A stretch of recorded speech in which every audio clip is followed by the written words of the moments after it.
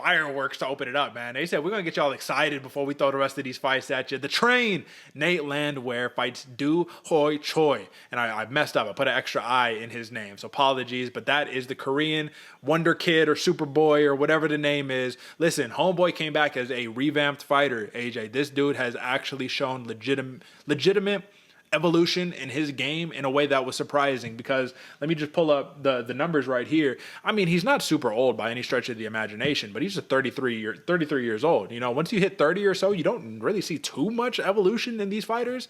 But you got the 36-year-old Nate the Train who says, hey, listen, if I don't lose, there's a pretty good chance that I win. And you got to respect that, man. So, AJ, I'm going to say something controversial and just hear me out. I love Nate the Train. But when I was assessing film on these fighters and I watched Choi, I was like, he just looks like a supremely better fighter. Like in every aspect, skill-wise. Like I'm talking technical capacities. He just looked better everywhere. Grappling, striking, in between the mix, all the transitions. But then you have the comeback from Nate Landwehr, which says, if you do not kill me, I will be in your face for 15 minutes. So I don't care how technically good you are, you're going to get tired. Jamal Emmers, who put on a clinic on Nate Landwehr in the first round of their fight, you couldn't keep it up and you couldn't get him out of there. And because of that, he got put down himself. So with that assessment, do you agree that Choi technically is the better fighter, skill for skill, or do you think none of that matters in the octagon? It's about grit and determination. No, I agree with you, Derek. That's exactly the thought process I had, right? This is one of those fights I put a little asterisk on because I think it can go either way. I think it's very, very close, and so do the odds makers. You can see it right there. But no, Choi is the more technical fighter. I would say he is more polished. He has had a career that we've seen him grow and be able to do better. I just don't think he's able to put out Nate Landwehr. And if you don't put Landwehr to sleep, he's going to come in and kill you, right? That's what we've seen, right? You have to put an absolute domination on Nate Landwehr to be able to get him out of there. And we've seen it time and time again, besides a flying knee from, who was it, Air Jordan? Or, no, I forget the one where he actually, unless you starch Nate Landwehr, he's going to be there till the end of the bell, and you got to be able to do that to him. I just don't see Choi having that explosiveness, right? He's very technical. He's able to get things done. He's very smooth in there, and he's also arguably the physically stronger fighter, more well-rounded. Yeah. But I just don't think he has that clip, that pop, and able to be actually to put Nate Landwehr to sleep. Yeah, and it was Julian Arosa, that's what you were talking about. I remember because I bet on Nate Landwehr and saw him got knocked out immediately. I was like, oh my God. But look at the run that he's been on since that. He submitted Ludovic Klein. Let's not forget how well that aged, right? Beat David Onama, huge. Submitted Austin Lingo. Yeah, he got decision against 50K Ige, and then he knocked out Emmers. Like, Nate Landwehr is on a hell of a run. And it's weird because if you look at his UFC tenure, right? He's 5-3 in the UFC. Not super impressive.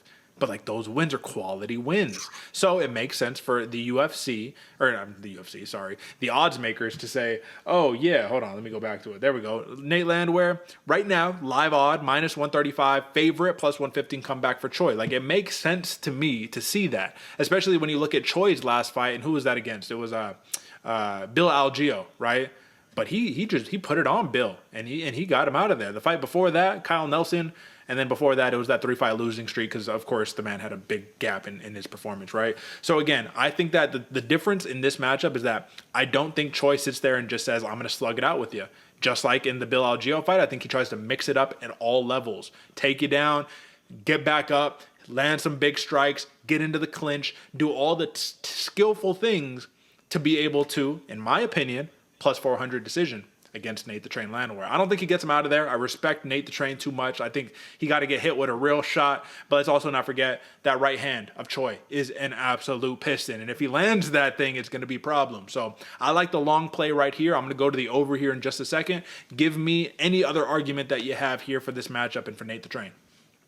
I'm glad you brought up the Algeo fight for Choi right there, Derek, because, yeah, he did. That was very polished, very good style. But if he's able to have that same style of fight against Nate Landwehr, I see Dooho Choi getting tired, right? You get tired, you get a little sloppy. And when Choi gets sloppy, man, he starts throwing some wild things out of nowhere. And Nate Landwehr has the abilities to see that and really put just a dog walking going forward. And that's where I see Nate Landwehr shining, right?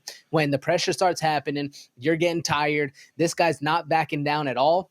That's a hell of a mental hurdle for Dooho Choi to get going. And with the losses we've had in the past, I mean, like we said, he did come back. He has a couple good fights since. But with that in the past, there's always that thought process of, damn, like this guy can get things done in there. I like Nate the Train for just the pure domination he's going to be able to put on, for the physical style, for the just the raw nature that Nate Landwehr likes to fight. I see him going into this one. And actually, Derek, I like that plus 350 TKO coming out of him. I see the decision at plus 195 makes a lot of sense. I mean, especially if Dooho Choi gets tired, I could see Nate running away with this one, but I like that plus 350 TKO. So clearly we are at odds in this matchup, but there's one thing, AJ, that there's still hope. There's still hope that you could be on board with me on this one. Over 2.5, plus 115, minus 145 for the under. I'm feeling good about that over at plus money, man. I'm telling you, you got two knockout fighters, two durable dudes. Choi isn't a guy that's just going to be like, hey, you think I'm just going to let you knock me out? Like, come on, Daniel Cormier? Like, no, of course not. The man has been knocked out 2 times in his entire career. And guess what? Nate Landwehr been knocked out 2 times in his entire career. Both of them got a lot of knockouts. Choi has more than Landwehr, by the way. So listen, I'm going to put on for my boy right here. I'm just kidding. These guys both respect, all love to them. But what do we think about that play? Over or under? I like the over with you, Derek. I mean, as much as I'm going for the knockout, I could see a late knockout happening right here. But that over 2.5, like I said before, the data's tracking where overs hit more often than not, and especially at plus money, plus 125. Like, I like that all day long. Plus 115, but yes, absolutely, brother. All good. So, folks, we're at odds, but there is a consensus pick, and it's going to be over 2.5 rounds, plus 115 for this fight. So we gave you everything. You got consensus picks, you got 4 of them, and you got a consensus prop. You got to love it. That's the main card plays, folks.